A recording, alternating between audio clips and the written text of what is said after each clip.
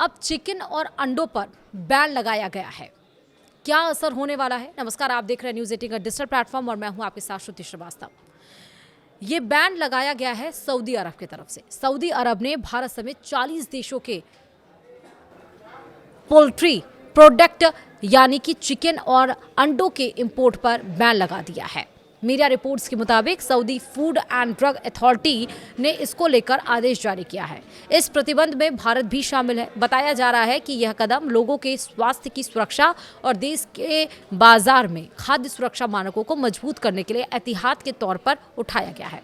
Report के मुताबिक SFDA ने कहा है कि यह लिस्ट समय समय पर वैश्विक स्वास्थ्य स्थिति के अनुसार बदली जा सकती है। कुछ देशों पर सऊदी अरब में 2004 से ही प्रतिबंध लगा हुआ है, जबकि अन्य देशों को बाद में जोड़ा गया है। यह फैसला जोखिम आकलन और अंतर्राष्ट्रीय रिपोर्टों के आधार पर लिया गया है, खासकर बर्ड फ्लू यानी कि एवियन इन्फ्लुएंजा जैसी बीमारियों के प्रकोप को देखते हुए। गल्फ न्यूज के अनुसार यह आयात सूची में किया गया यह संशोधन हाल के वर्षों में सबसे बड़े बदलाव में से एक माना जा रहा है। जिन 40 देशों पर पूरी तरह प्रतिबंध लगाया गया है उनमें भारत के साथ Afghanistan, Azerbaijan, Germany, Indonesia, Iran, Bosnia और Herzegovina, Bulgaria, Bangladesh, Taiwan, Djibouti, दक्षिण अफ्रीका, चीन, इराक, घाना, फिलिस्तीन, वियतनाम, कंबोडिया, कजाकिस्तान, कैमरून, दक्षिण कोरिया, उत्तर Korea, Laos, Libya, Myanmar, United kingdom,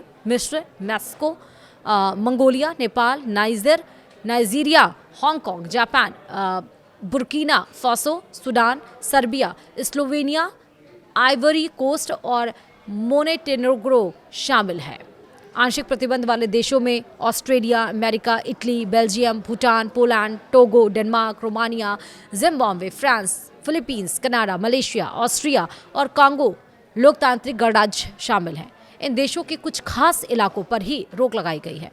प्राधिकरण ने स्पष्ट किया है कि अगर पोल्ट्री मांस या उससे जुड़े उत्पादों को इतनी गर्मी या प्रोसेसिंग दी गई है जिससे न्यूकैल्स बीमारी का वायरस खत्म हो जाए तो ऐसे उत्पादों को अस्थायी प्रतिबंध से छूट मिल सकती है।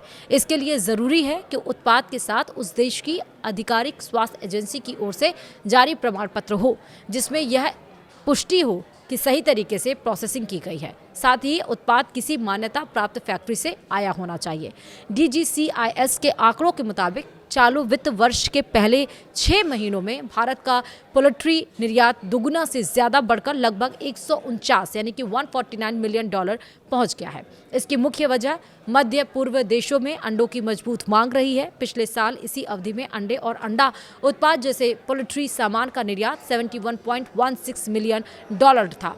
रुपए में देखें तो चालू वित्त वर्ष की पहली छमाही में पोल्ट्री निर्यात 1,288.63 करोड़ रुपए रहा है।